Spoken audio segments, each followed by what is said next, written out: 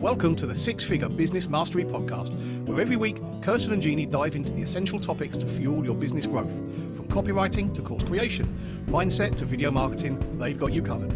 Tune in for expert guest interviews on all things marketing and business, and learn how to work on your business, not just in it. So, get ready to unlock your business potential and take it to the next level. Welcome, everyone, to our newest episode. We are absolutely thrilled to have the lovely Tiffany Sommers. Her company is Let's Organize. She is a board certified professional organizer and has had her business for 8 years, and she loves helping people. And she has a theory, everything has a place. So I can't wait to hear where all my stuff should be. So thank you, Tiffany, for joining us today. Thank you so much for having me. It is an honor and a pleasure to be here with you ladies today. So I am board certified. I've been doing this for 8 years now. Prior to this, I was a special education teacher, and I felt that there was more of a need out there in people's homes. People don't realize how much clutter and things in our hold us back from things. Honestly, it's not so much the stress. It's not so much the visual looking around and seeing it. It's just really who it affects as you as a person. So looking at the big picture after teaching it, I decided this is what I want to branch off and do. I started doing it part-time, and I fell in love with it, helping people in that way, being in their homes, getting to know them on a personal level, and really just taking things out of their space to give them more life, which sounds so strange. You're taking something away, yet you're getting more. It's a new lease on life to be able to give back to people. They have a new mindset and a way to, it's not just going in and doing the projects, it's really teaching them tools and techniques that they can take over time to make their life happier and just more efficient. That's amazing. And I think as business owners, I love the concept of that our clutter holds us back. And I think when you start a business and you're running a business, there's so many different things going on. And so if you can be more organized, then obviously you are going to be more productive. You're going to be more successful. So I think the first point we want to talk about is organization. How do you define organization, and how can you see that helping business owners?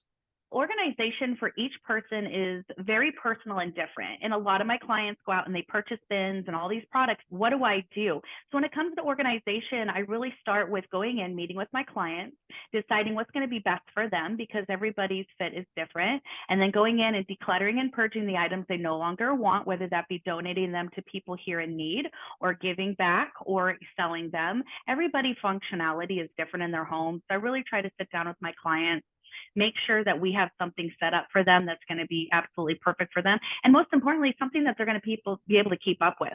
I don't want to go in and organize for a family or a business, and then in 2 weeks, a month, it'd be completely a disarray. I want to set up systems more than anything that keeps it the functionality for them. I'm a container store junkie. Just fine, like you said, after you've decluttered.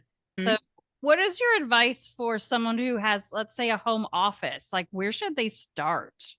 I say with home offices, always remember if it's after 7 years, you can shred it. Now, obviously, that's certain things with taxes, things like that. I think people have to remember no matter what they have, there is a file somewhere with that. And it just being that, don't keep that paper product, shred it, keep it in a file, keep it on your computer just to keep the stuff less in your home, if you will. But when it comes to an office, I think it's really important to have what is most a deadline, if you will, of, okay, these are closest to me, and then work your way back, almost like a book. So whatever's closest to me, I know I need to do next.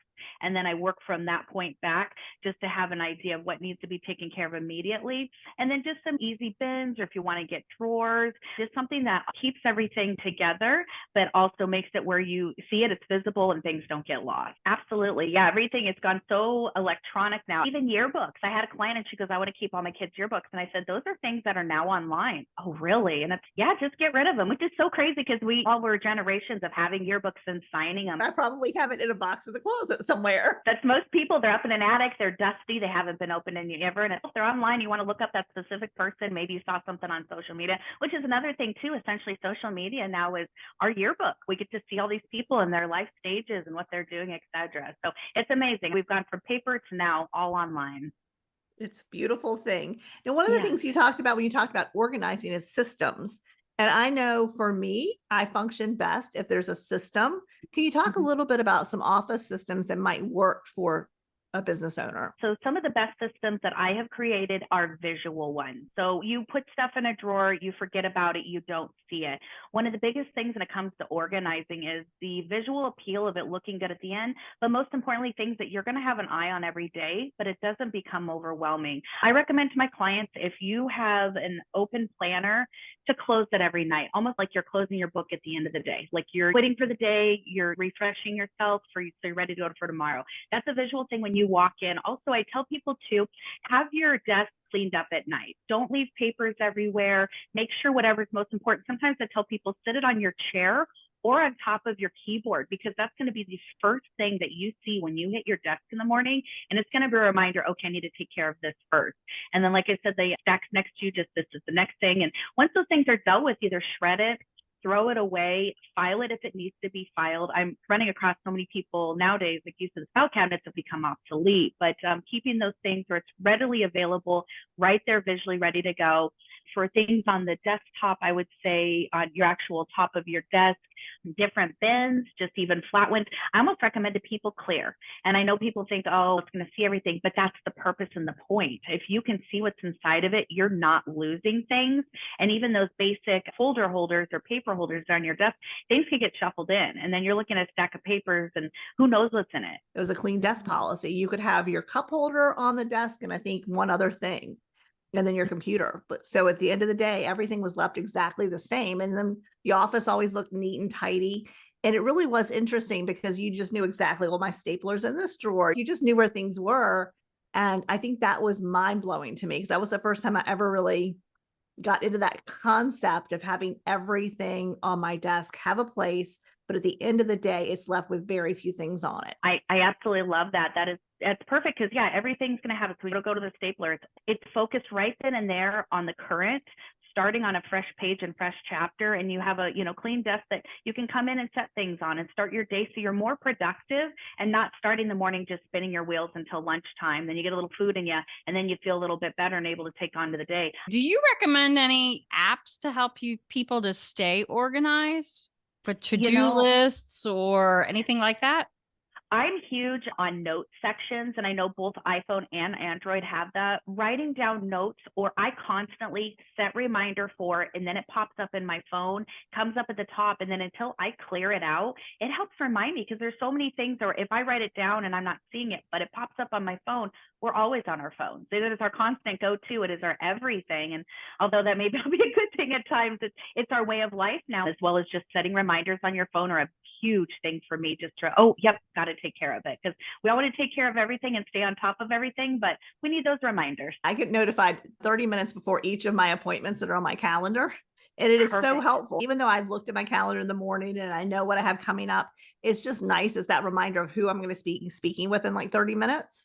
So I think reminders are incredibly helpful. And I think people don't always think to set them. Yes. And I think people forget or they just don't go through. And a lot of people, like my husband, for example, he'll set it and then he'll remind him every 15 minutes. So that's an option for people too, because they may get the one reminder and it go to the back burner, but then you get that reminder again. It's, it's like hitting the snooze button. Like you eventually got to take care of it or get up. Even if you don't want to, it's happening. And do you have a recommendation with your clients every week? Pick one day a week where you can run through the decluttering, the purging, and then putting everything back where it belongs, because inevitably it doesn't always end up where it belongs by the end of the day. Yeah, that's huge. That is part of keeping up with the systems that I create for my clients. So I tell them at night, when you go to bed and you guys are all out on the couch, say you're single, you're married, you have a family, take those blankets and put them in a basket. They don't need to be neatly folded. They don't need to be just somewhere where they can go where they're off the couch. Fluff your pillows, put the remotes back, make sure the kitchen counters are free and clear, and that make your coffee for the next day. What I do for my husband, I set out our little coffee mugs. If you start these little things every day, how much of an impact it makes at the end of the week. That way, when the weekend comes, it's maybe a load of laundry, maybe something yard work, etc. I need to get to, but you're not redoing your living room or your kitchen or even your bedroom, setting up places. And like for shoes too, where's the dedicated place? So for myself, when we walk in the door, shoes go right underneath the sofa table right behind, and then they're out of the way. Nobody's tripping on them. That's the go-to. So when we get ready the next day, we know where to go for shoes. I think just having purpose, intention, and a place for everything is the biggest thing. And if you have too much, so just those little intentional moments is really what's very impactful for the overall goal. I think for a lot of us or a lot of people, it is the challenge of having too much. So everything doesn't have a place. So I guess that's the first goal, is for everyone to get to that place where they don't have too much stuff. But like you said, 2 minutes. So it takes like less than 2 minutes to wipe down all the kitchen counters, like you said, and put the whatever needs to go in the dishwasher, and then it's done.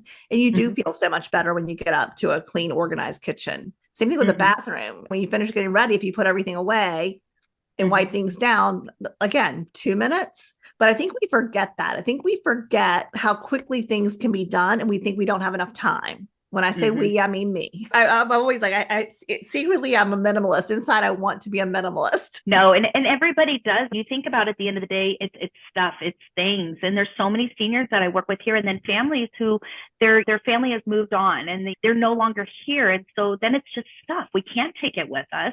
Our families are mourning our loss. We don't want to put them in that burden, if you will, to have to go through their things. So I think that's what's so important, whether you're 18, 20s, 30s, 60s, in your 90s, just to be really conscious about what you buy, what you bring in your home, and kind of the overall feel that you give to your space. Because the more stuff there is, the more cluttered, the more hectic, the more it really just, it brings you down. Where if you walk in with clean lines, everything has a place, everything's in its spot, you've got the things that you only love, use, or need, that's so huge. So I really recommend to my clients that are moving from up north down here to Florida, or moving from other areas maybe to a community or in with family, really keep a hold of what's really truly meaningful to you, because at the end of the day, it is just stuff. And a lot of our family has to just donate it. A lot of it's just actual trash, and it's awful to have it go to the landfills, but at the end of the day, it's stuff.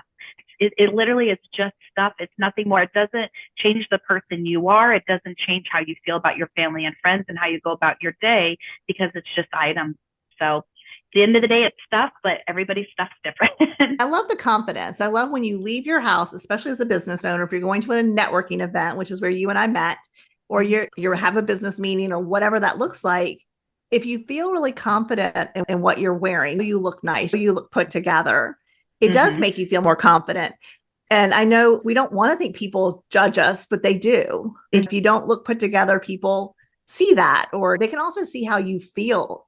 So a lot of times, even if they might not really notice that much about what you're wearing, they can see you don't feel good and what you're bringing to the table. 110%. And it is, if you're not feeling your confidence that day because of the outfit, because of tripping over your kids' shoes on the way out, or you couldn't find something, people don't realize how much that affects your day. It puts that cloud over your head, and it's just with you all day. If you can get up in the morning, and what I personally do, I set out my jewelry, I set out my clothes, I have that intention the night before of, okay, I tried this on, this feels good, I'll be ready to go for tomorrow. And if you're showing up with that great energy, and you're showing up with that outfit that's making you feel good and confident, that's going to shine through, and people are going to want to be around you and want to know what you're talking about and doing, etc. Like it feels good, and it makes other people feel good in turn, which sounds different, but it's the absolute truth. Yeah, it's funny. I had a girlfriend who actually on Sundays, she lined up everything she was wearing. She had a hook for Monday, Tuesday, Wednesday, Thursday, and Friday. So she had everything hanging. She knew what shoes, she knew what jewelry, and she enjoyed that view. Like it probably took her 15 minutes on a Sunday, maybe 30 if she was playing around with her jewelry. So it didn't take her a whole lot of time to do it, but it just set her up for a really good week. And she always looked really put together. She always looked really nice. Absolutely. It's setting yourself up for success, and it's for adults. It's for children. I do that for kids. We have Monday through Friday, and whether kids are wearing uniforms in school or they're wearing the everyday wear, and it's fun for them to pick things out and feel like they're part of it. And that's circling on that. When we teach our kids at a young age these little tips and tools, how much success it takes through life. Their dorm rooms are better organized. Their bedrooms are better organized. Their life is more in focus and more direct purpose with what they do every day. So setting that purpose and that intention early in their life, that will take them through all their days to make them happy, content, and have purpose. That's beautiful. Yeah. Thank you.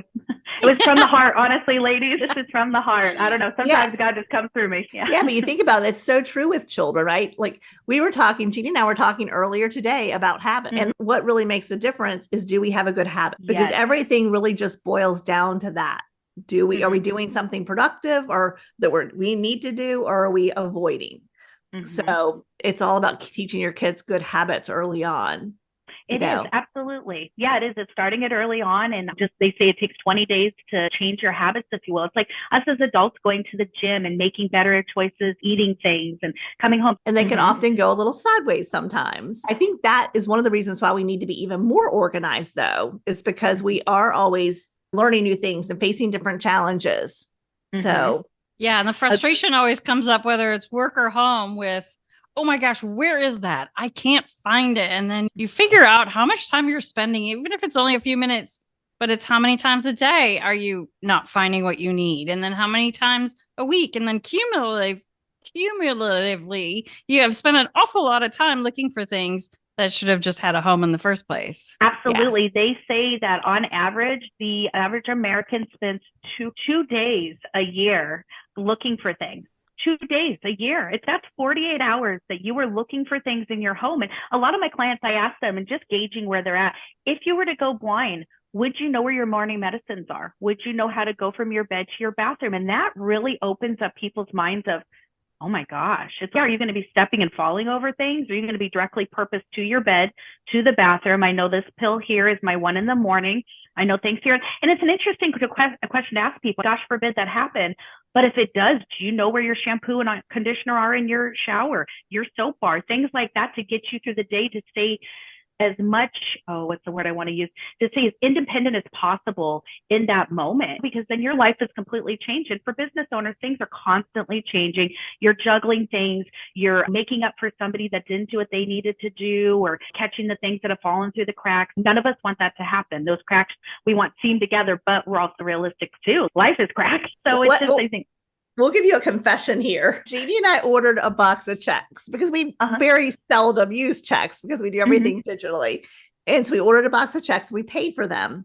And then we both just forgot about it, because I think we had a couple checks left, and it could go months before we ever use a check again. And there's a small chance that they really could be at her house or at my house. One of us could have just put them somewhere to keep them, right? We could put them somewhere safe, but because they don't have a place and they're not part of our day-to-day life, that box of checks may be found at some point. It might be years from now, but they could very well be found.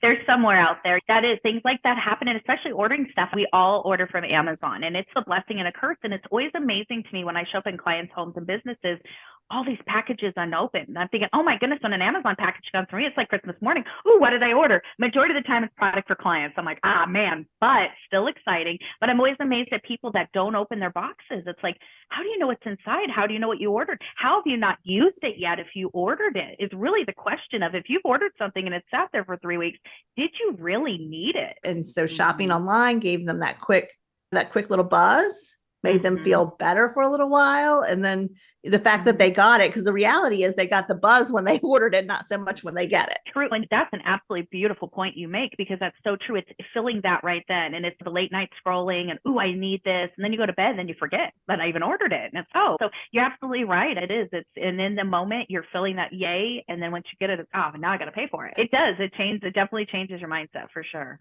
Yeah. I actually have to make a Staples run, to be honest. Like, going to the office supply store is our favorite place to go because we're such dorks. But being out and networking more often, I used to have a binder that kept everyone's cards so I could just stay more organized. And I got rid of it because I didn't need it. And of course, now I'm beating myself up because I did, but if I would have used it for a decade, so it probably would have dried. So let it go and go buy some flipping new ones. It's probably going to cost you $10 at the most. Absolutely. And that's the thing. If things are worn out, of course, get new. Because I had a client that I've always had this forever. And it's, but it's got one good leg on it. It's okay if you then buy. Like, people then get too worried, like, I can't spend anything at all. And it's like, don't drink bad milk. Like, my goodness, that's something that you can throw away. That's something that can't go anywhere else. So it's just, I think it's just having that intent and that thought and that purpose of what we buy, what we do, etc. I know, like, with the law of attraction and manifesting, we follow a woman, Denise. Yes. And she talks about, again, manifesting what you want and starting to live the life that you want. And it's really cute because she talks about just upgrading your life in little ways. Just upgrade your underwear. Just whatever you're buying now, just go one level up. You don't have to go to the really crazy high-end underwear, but upgrade yourself so you feel like, okay, I'm stepping into this new life of who I want to be. And so I think it's important for us to really think about what we're buying in regards to, is this representing who I am now in my life and who I want to be?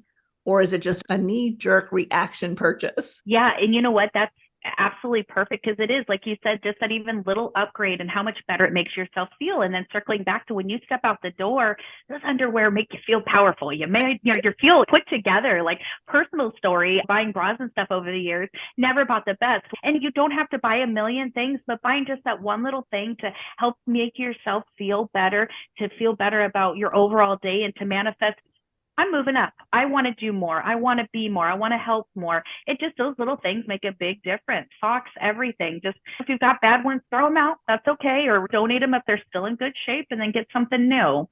That's what I was just going to say. Don't forget to get rid of the ones that are worn out or ripped or have holes in them or don't work. Toss those when you bring the new ones in. Absolutely. Yes. In and out. As I tell my clients, if you bring something new in, something old's got to go out. It has to. I heard a new concept. It's called out then in. Oh, I like it. So if you really want something, you need to let go of things before you bring it in. Before you can go shopping, you have to get rid of things. It's out the door before you get the privilege of shopping. And that's great, because then those hangers and that rod are ready for them to be hung up and ready to go. I love that. Out then in. That's absolutely perfect. And then knowing too, okay, I went through these and I need something new. That way you make your intentions purposeful when you go out to a store and buy things, or online, and know this is replacing this. So it makes you feel a little better about bringing new things into the home. I love that. Out then in. Perfect. Thank you. I'm going to use that.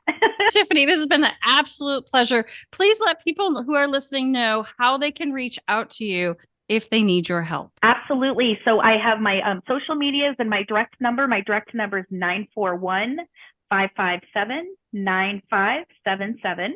Or you can reach me at email, tiffany@letsorganize.biz.